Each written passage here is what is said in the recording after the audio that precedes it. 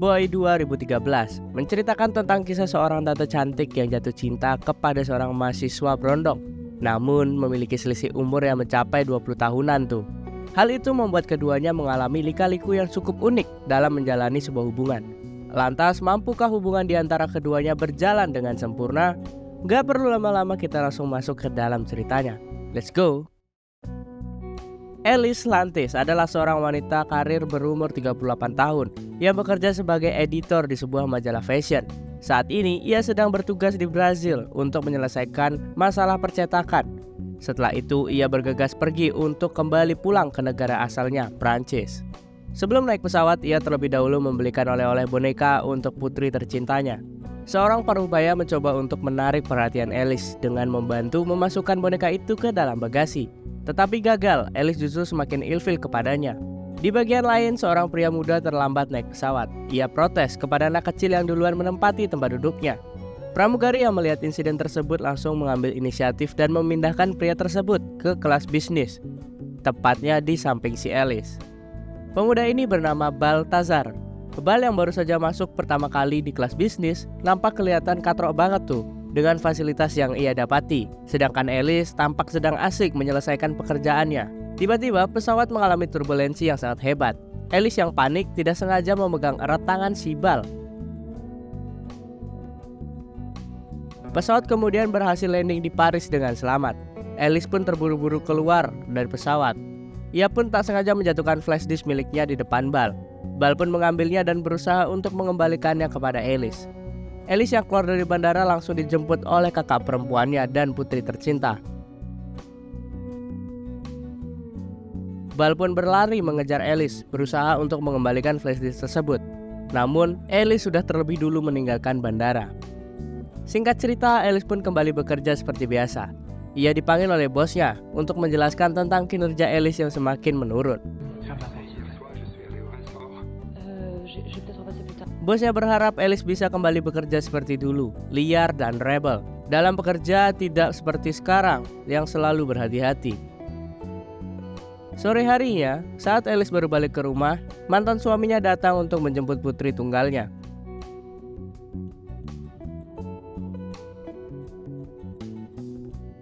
Kemudian Alice balik ke dalam rumah untuk melanjutkan kembali pekerjaannya.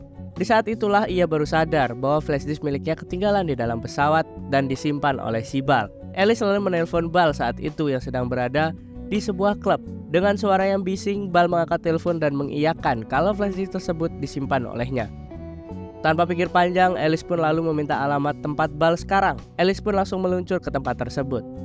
Sesampai di sana, Alice malah diperkenalkan oleh Bal kepada teman-temannya. Ternyata di sana ada dua orang karyawan magang di kantornya, dan mereka melihat Alice berada di klub tersebut. Alice mengira kalau flash disk tersebut dikantongi oleh si Bal, tapi ternyata tidak. Flash disk tersebut berada di rumah Bal, sehingga mau tidak mau Alice pun harus pergi bersama Bal untuk mengambil flash disk tersebut di rumahnya. Alice sebelumnya tidak pernah naik motor, sehingga ia agak kesulitan saat memasang helm. Bal pun membantu Alice untuk memasang helm. Momen ini kemudian diabadikan oleh dua orang karyawan magang tersebut. Hasil jepretan mereka kemudian langsung diupload ke Twitter.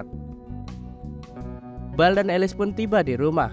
Mereka berdua bertemu dengan ayah Bal yang membawa pacar barunya. Tampaknya mereka berdua baru saja selesai main tuh. Bal pun pergi ke kamarnya diikuti oleh si Alice. Pemuda ini kemudian berhasil mencabut flash disk tersebut dan memberikannya kepada Alice. Saat Alice hendak pulang, Bal mencoba mengajak Alice untuk minum kopi di lain hari. Tapi Alice menolaknya dengan alasan kalau ia bukan tipenya.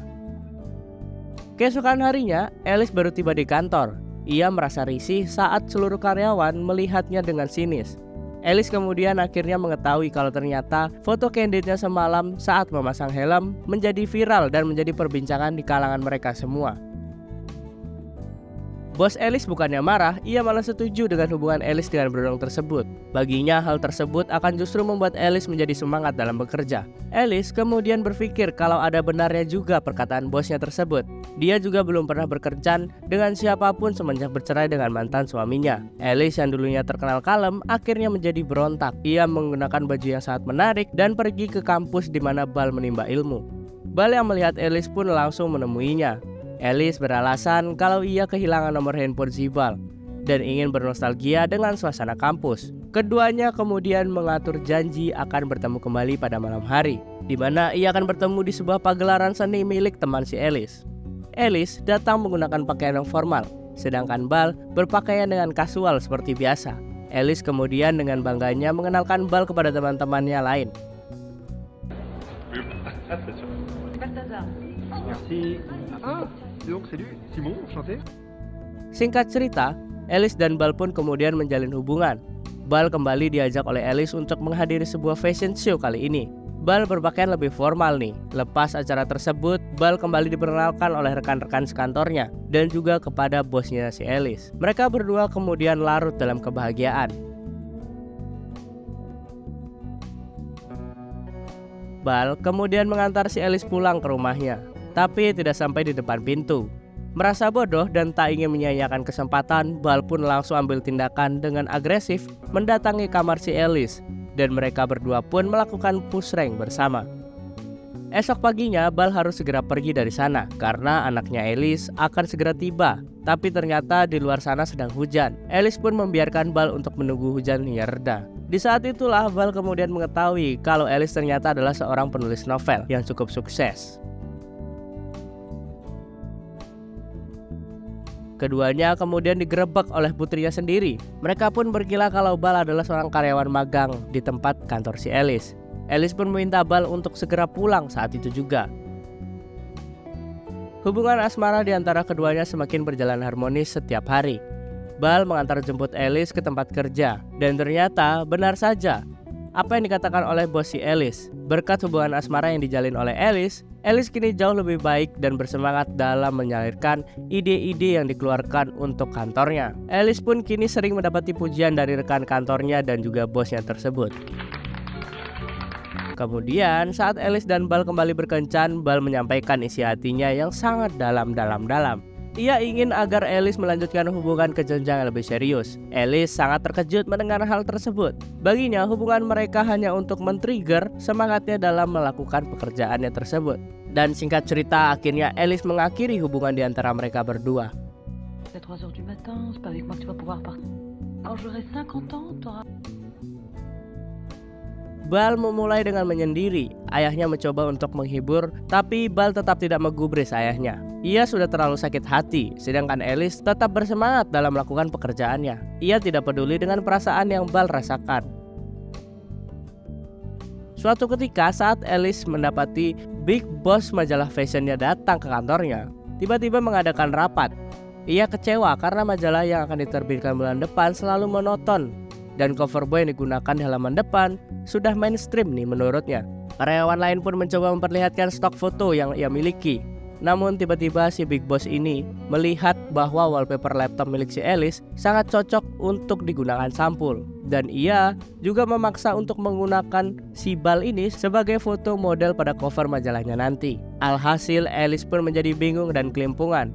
Ia tidak akan menyangka akan kembali bertemu dengan si Bal dan memohon kepadanya. Alice mencoba menelponnya, tapi tidak diangkat. Ayah Bal pun yang baru tiba dari liburan terkejut karena melihat kondisi rumah yang sangat berantakan dan melihat Bal yang sedang tiduran di depan televisi. Ia tidak menyangka kalau anaknya akan separah itu saat sedang disakiti oleh perempuan. Tiba-tiba bel rumahnya berdering. Ternyata itu adalah Alice yang sudah berada di depan pintu. Ayahnya kemudian memaksa Bal untuk segera menemuinya. Ia meminjamkan kemeja ayahnya dan lalu membuka pintu mempersilahkan Alice untuk masuk.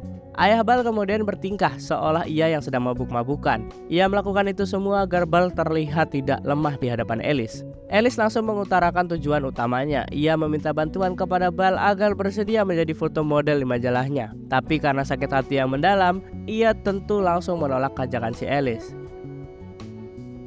Hari pemotretan pun tiba. Alice masih mencoba untuk menghubungi Bal untuk meminta kehadirannya. Alice mulai terdesak saat fotografer dan bosnya menanyakan modelnya di mana. Ia selalu beralasan kalau si Bal sedang terjebak macet. Alice tentunya tidak ingin karirnya menjadi hancur. Alice kemudian ingin mengatakan sebenarnya kepada bosnya ini. Namun tiba-tiba dari arah depan muncul sebuah Mercedes-Benz, dan itu adalah si Bal yang langsung diantar oleh ayahnya. Ayahnya memberikan semangat kepada si Bal agar tetap tegar dan berdiri tegap. Alhasil Bal pun mulai didandani. Ia pun melakukan pemotretan. Si Alice menjadi kaget karena melihat si Bal menjadi sangat ganteng tuh. Seluruh kru mulai mengatur gaya dan fotografer mulai membidik kamera. Tapi yang namanya amatir, Bal yang memang pada dasarnya bukan seorang fotomodel, sangat emosi untuk disuruh-suruh oleh orang yang baru ia temui, apalagi dengan nada bicara yang cenderung keras. Tanpa banyak pertimbangan, Bal pun langsung keluar dari set foto itu dan pergi dari sana. Alice langsung menghampiri Bal yang sedang basah kuyup. Ia pun meminta maaf karena belum ia memperingati kalau fotografer tersebut cenderung kasar. Alice pun memohon kepada Bal agar bersedia untuk kembali difoto. Namun tetap saja, ia benar-benar gak mau kembali dan memenuhi permintaan Alice lagi. Kejadian tersebut membuat si Alice harus kehilangan pekerjaannya, seolah mendapatkan karma karena telah mempermainkan hati si Bal. Alice kini hanya celingak-celingu aja nih, tanpa punya pekerjaan. Ia mulai kembali menghubungi si Bal, tapi sayangnya nomor Alice sudah diblok olehnya. Alice tetap tidak putus asa, ia pergi ke kampus Bal untuk mencari keberadaannya.